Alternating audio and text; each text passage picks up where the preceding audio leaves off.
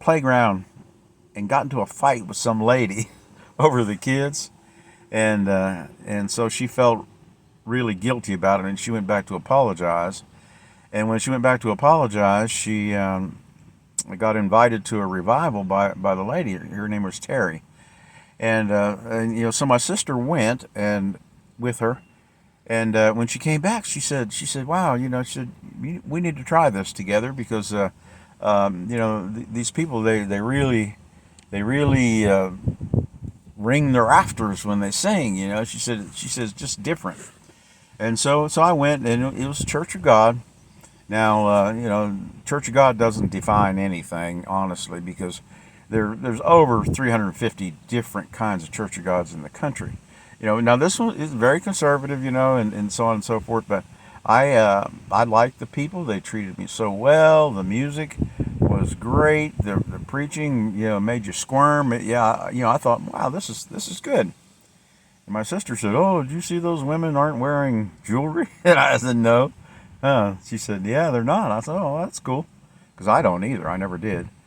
And then she said, "Hey, do you notice that those women are all wearing dresses?" And I said, "No, I didn't notice. They look good. Whatever." And then it was, "Do you notice those women?" She went on and on and on because they had an old-fashioned dress standard and things like that. But that kind of thing, totally irrelevant to me. Totally and completely irrelevant. And it. I was at the point in my life that I thought, well, you've made a royal mess. You've made some really really bad decisions, and done some foolish stuff, and now we got to get on track here. I would have done anything. I would have done anything to keep from going back to drugs and alcohol and in that kind of thing. I was content whatever it was, and this seemed to be helping and so on and so forth. So you know like everything else, and I'm still this way. If I do it, I get into it. I do, and if I believe it, I'm on it. And I felt that this church and these people had a message that was going to really benefit me, and I got excited about it. There was a lot about it. I'm not going to get into all the particulars and stuff, but I'll just tell you this that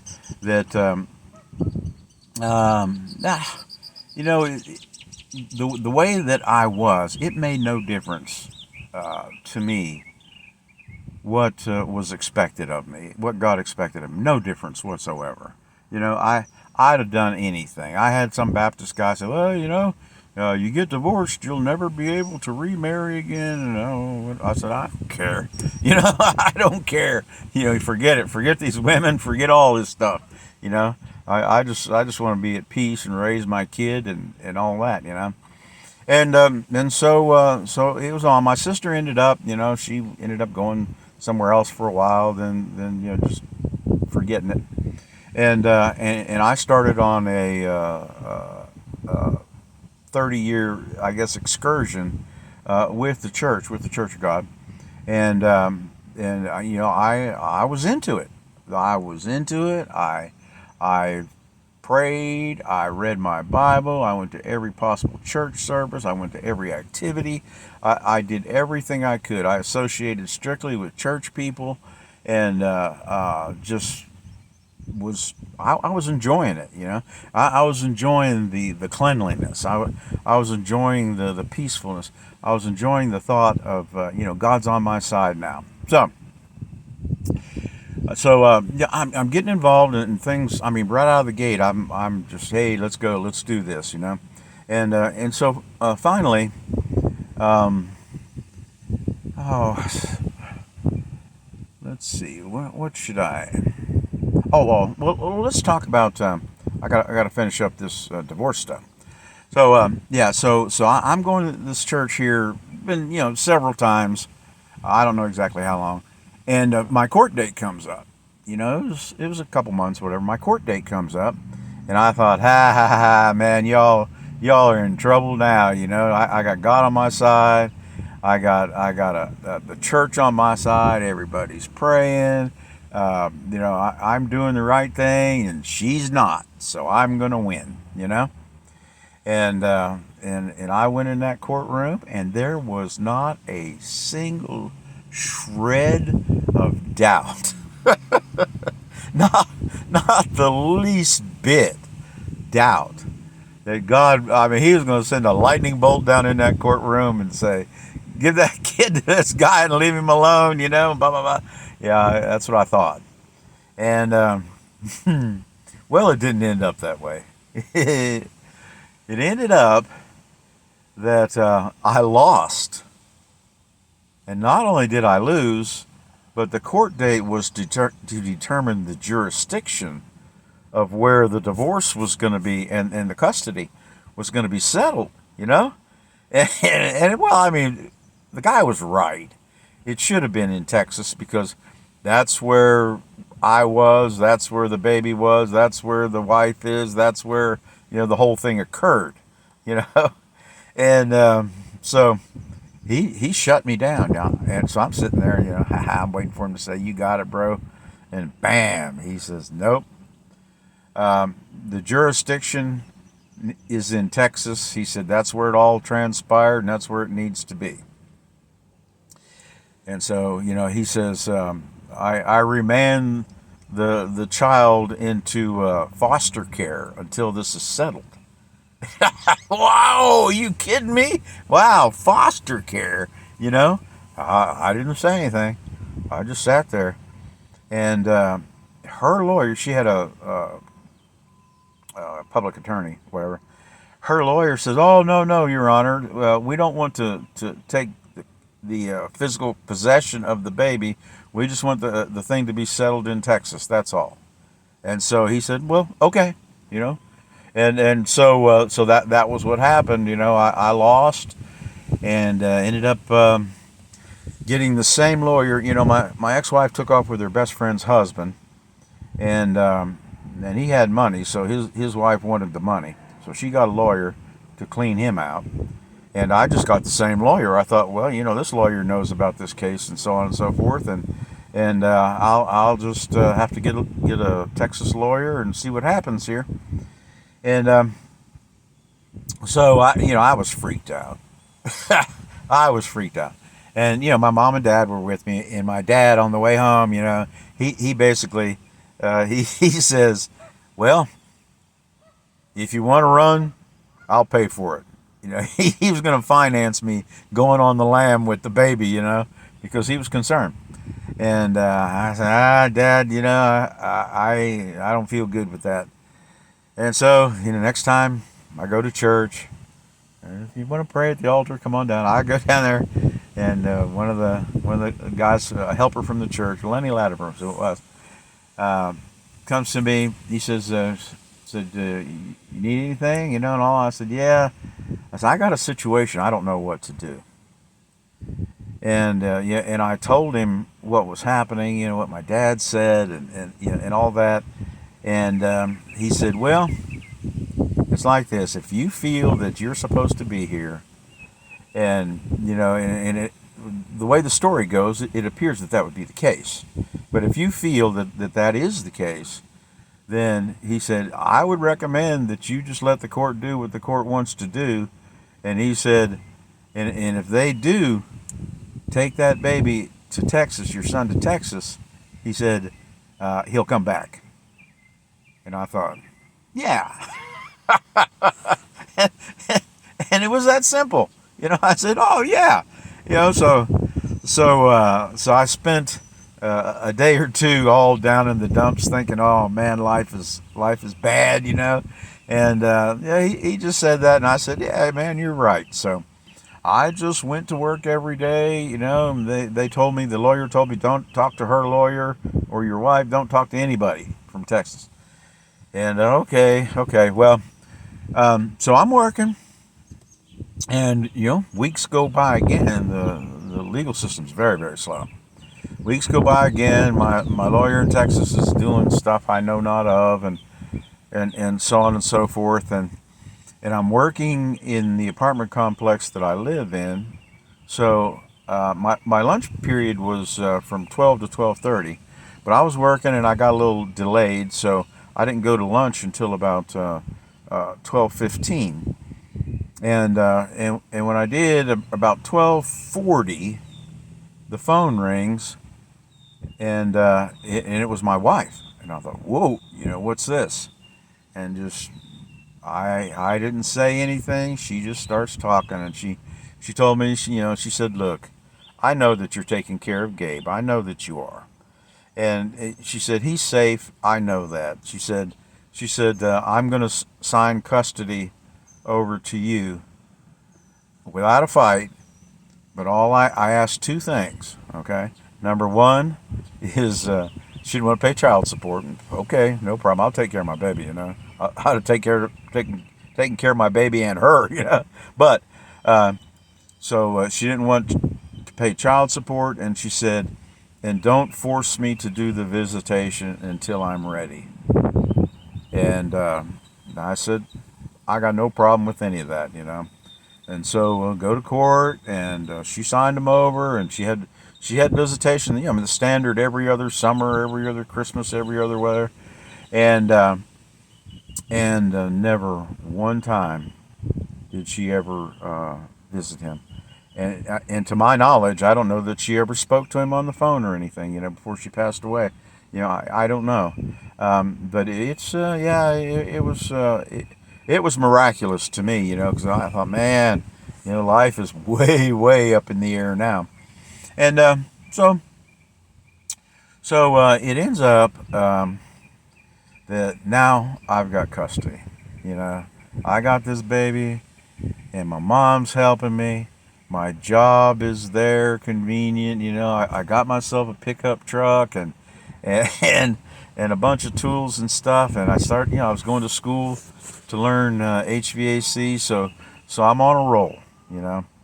Yep, the divorce is final. I can do what I want. And it was a good period in life. I'll be honest with you. I really had a lot of genuine joy and happiness.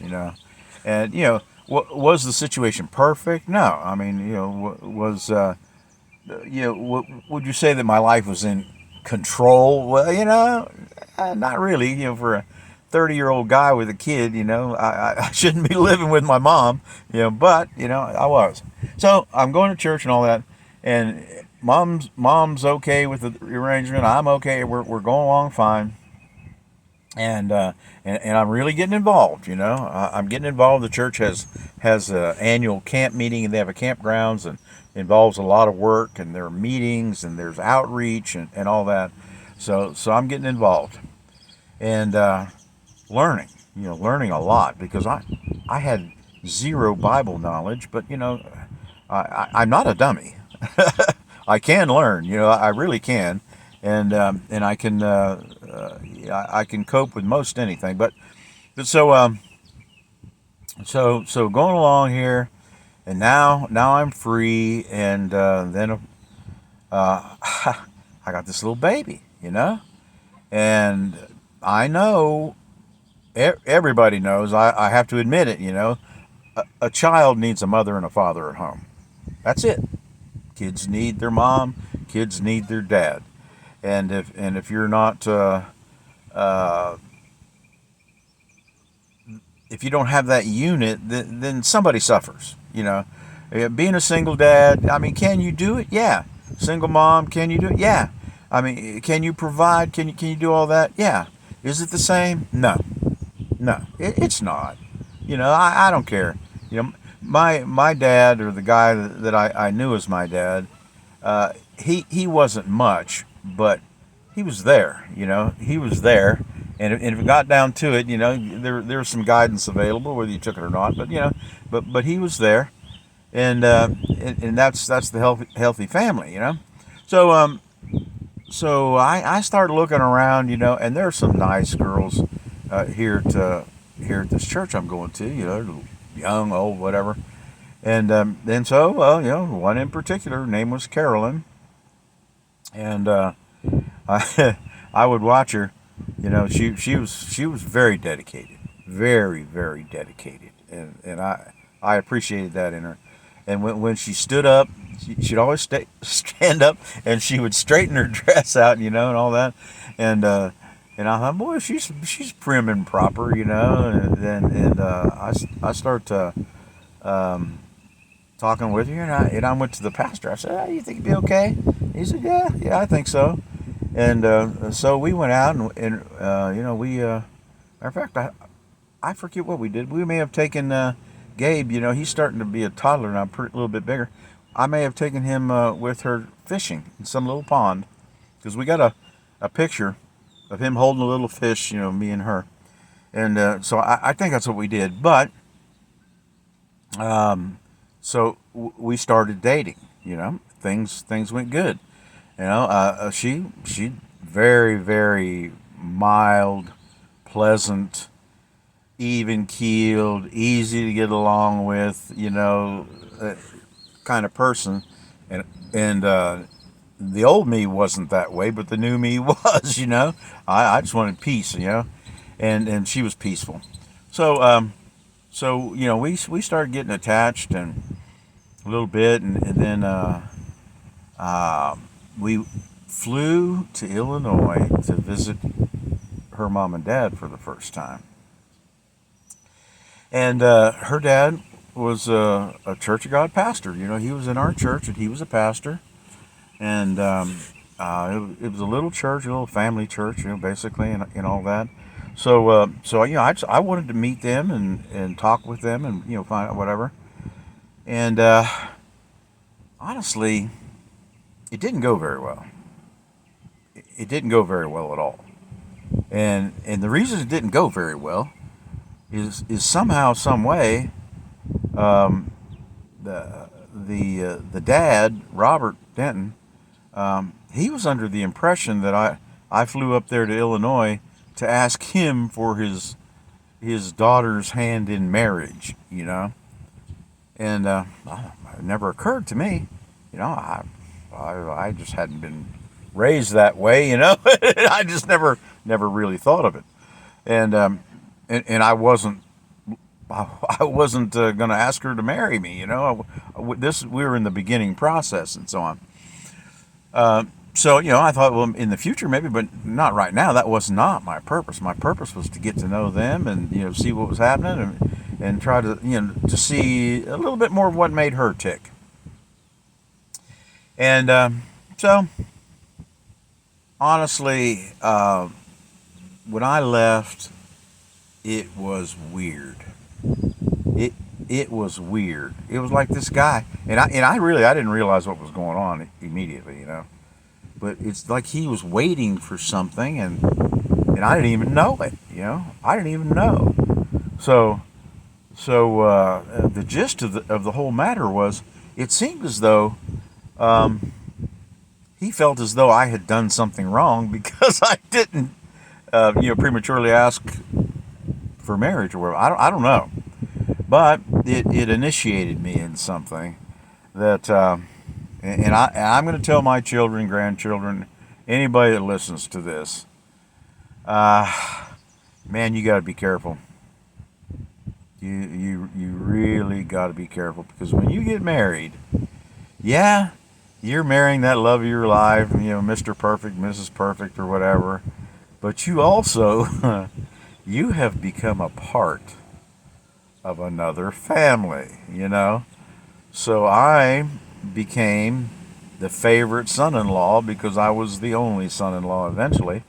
But I thought, these people, what is wrong with them? They're strange. This is odd, and they lived halfway across the country, so so I wasn't concerned. I never dreamt that life would take me to Illinois, and that I would be associated with them that closely or anything. But so here we go.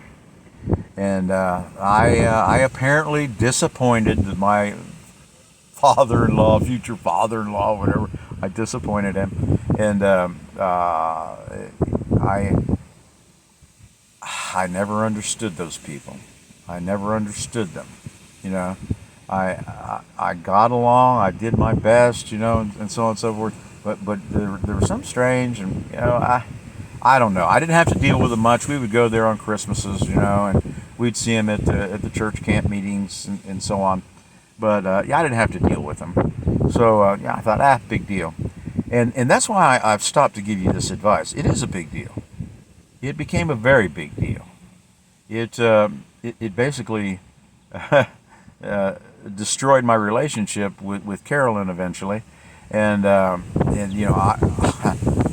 should have seen red flags.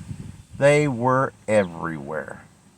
They were everywhere. I mean, really, these people, it was odd, and I mean, there was a lot of things, and I just I don't have to worry about it. I don't have to worry about it, and it's going to be okay. And eventually, let's see. After Gabe was 2. He was just about to turn 2 when we got married. And we were adults. We were 30 years old, and and so we saved our money. We bought the stuff. We paid for our wedding. We bought everything. Had a nice honeymoon in Nova Scotia, and so on. But it began another episode. Getting married to begin another episode, and my mother, my mother seemingly she tolerated Carolyn. That was the way, that was the vibe I got from her, my mother.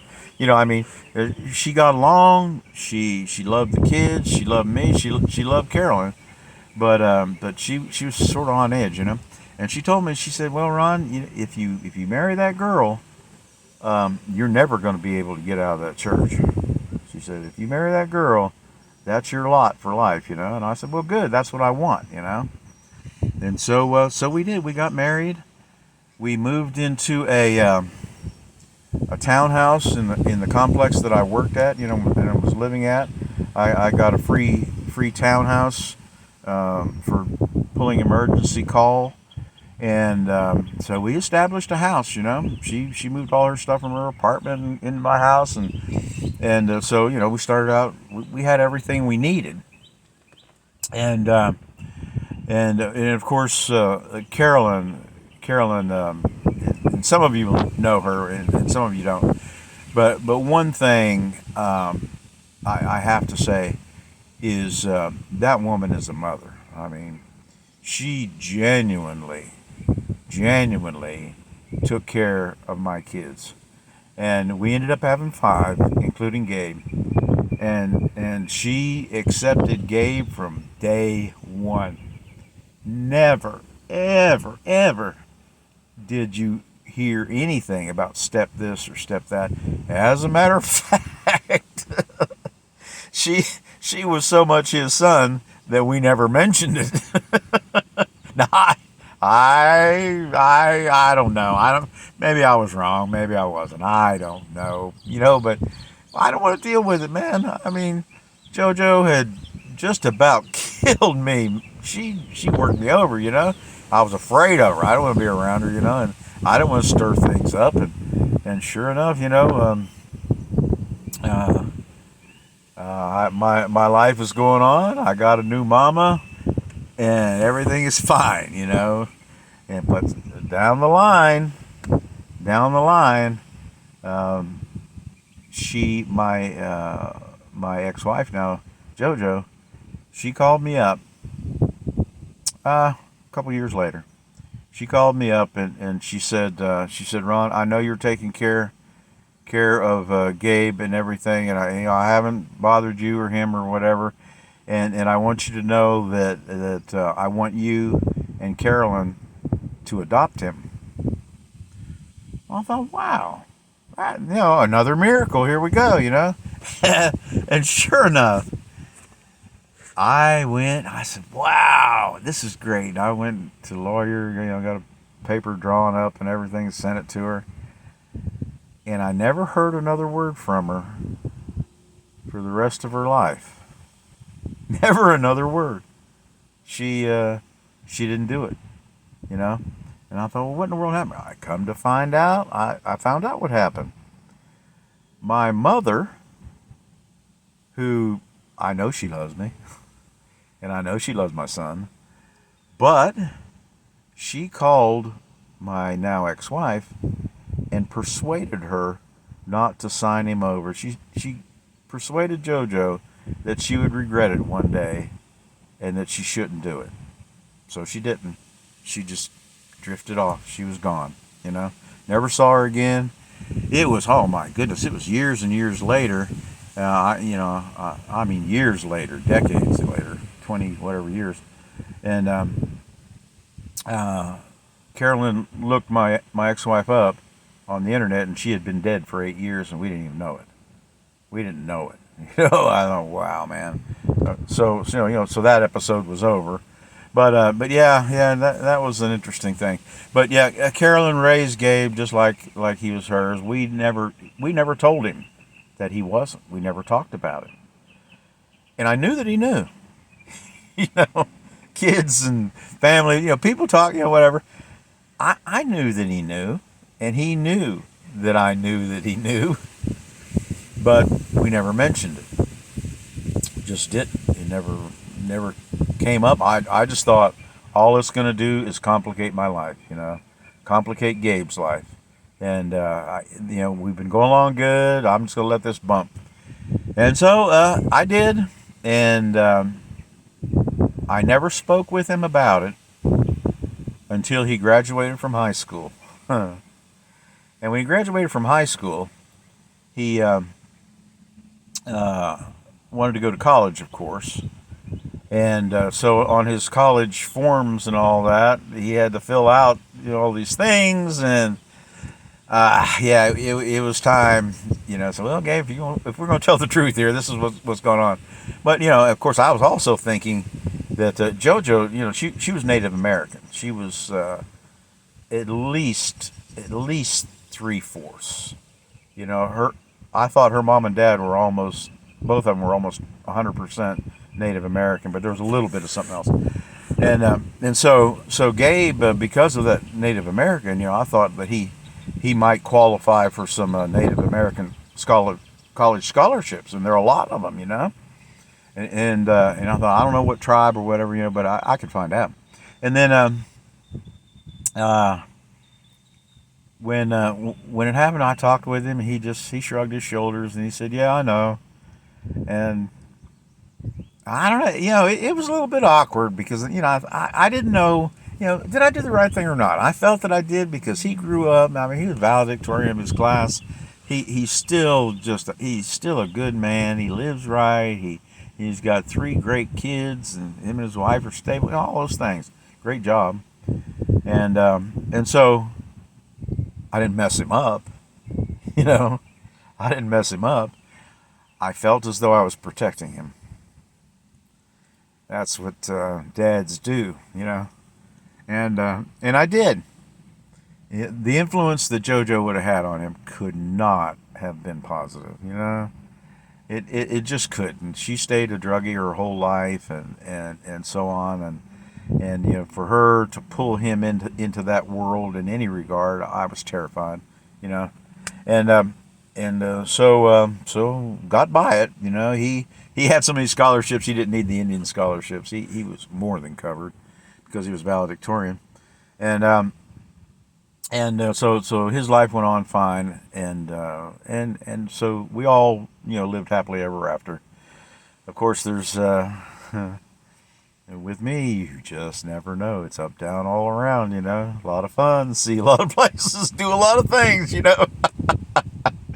But I'm fun when I'm not drunk. I don't have to be high. But yeah. So we're going along, and I'm starting to get involved in church more and more and more, and outreach things, and I'm concerned about people, and my attitude was definitely, I was 28 years old, never heard of salvation, and there are people out there hurting like I was, and they need it, and I'm going to help them. You know, that was my thought. So I was super busy around my neighborhood, and in the church, and at school. I was going to school, and I was working in every possible way I could. I worked on the grounds at the campground. I did every camp meetings. I worked in the kitchen. It, I have always been a worker, and it was good. It felt good. The people were good. They appreciated me. I appreciated them. Life was very, very good. And so it ended up that our congregation had contact with a little congregation in Maryland, a little town called Churchville, Maryland. And one of the guys in our congregation would go up there on the weekends to help these people. It was like about 8 old people, and their pastor couldn't do it. He was worn out, and they had a little building that was getting in disrepair and all that. And he contacted us saying, "Hey, you think y'all could send somebody here to help us?" And so George Childs, and he was a fine man. He really, really great guy. He would go up there, and I'd come back and I'd talk to him, and he said, "Oh man, those people, I mean, he he was infectious person. He really he motivated me, George Childs."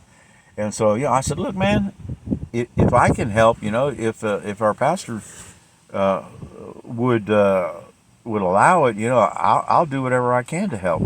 So I ended up more or less getting into a rotation with several other people, and going up there and covering the church congregation for these old folks. And I loved it. I love the concept. I love the thought, and yeah. So here I'm getting. I got to deal with these genes still. You got to remember there's this thing inside me says go, go, go, action, action, action.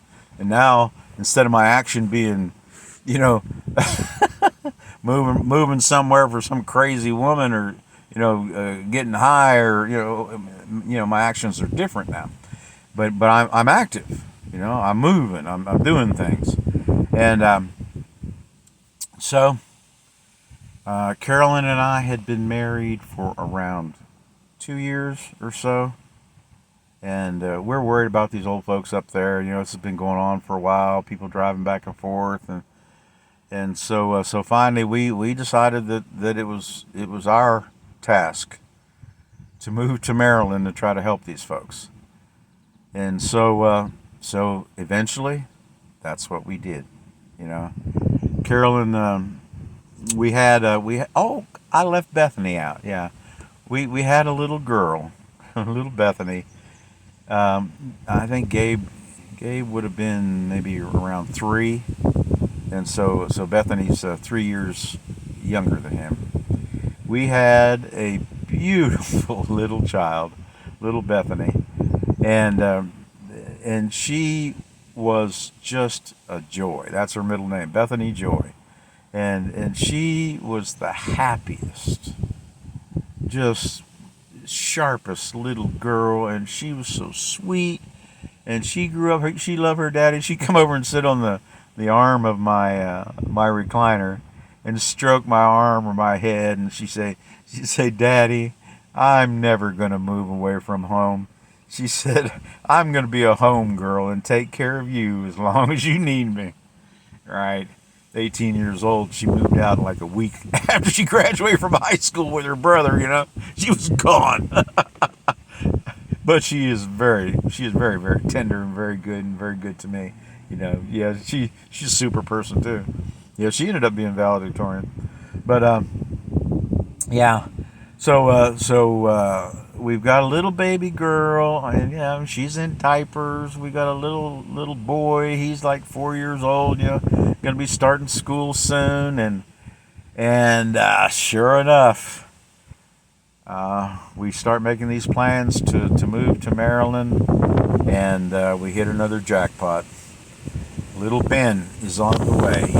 But I moved. That wasn't going to deter me. I thought, well, okay, if she was like 6 months pregnant, and we did all that moving stuff and all that with her 6 months pregnant, and Ben was born in the hospital in Havre de Grace, Maryland. In French, it means Harbor of Mercy, and it's just a little town on the Chesapeake Bay. Beautiful little place, and little Ben ended up being brought into the world there. But yeah, so he was born not long after we got there, and things really shifted gears. So now I'm working. I got a job. Now the church is small. They can't afford to really pay me a living salary. A guy with 3 kids and all that. They couldn't afford with the little bit of church income to pay me a living salary. And the church in Manassas, where I moved from, they sent me a little bit of money every month. It was like, I think $600 a month, something like that. Almost paid my rent, not quite. So I ended up getting an HVAC job. I worked a couple of them while I was there. One was Shane Sheet Metal, which was a sheet metal shop, and they hired me as an HVAC repair guy. So I was their service man, and I was able to work during the day and take care of everything at night, and once again, busy. Work. That's life. And I got to take care of my babies. Regardless. And now I got to take care of a church. And so it goes on. Well, I think I'm going to end right now because we're entering a different phase, and I've been going for a while, and I'm getting warm. So next episode will be soon. I gotta keep going. I told you in the start that I wasn't going to shave until I finish this, and I'm not even halfway through life, and I'm starting to look like Santa. Yeah, I'm starting to look like Lear. Let's appreciate this newfound face. Here. I have to make sure that my eyes open because I get little slits. Yeah, but yep, this is my new whiskers, and I don't mind them. It's convenient. Don't have to shave and all that. But man, it's hot. It's 100 degrees now. Okay, well, we'll talk to you soon. Love you. I hope there's some benefit to somebody. I hope help you understand the world. Maybe me. Who knows? Bye.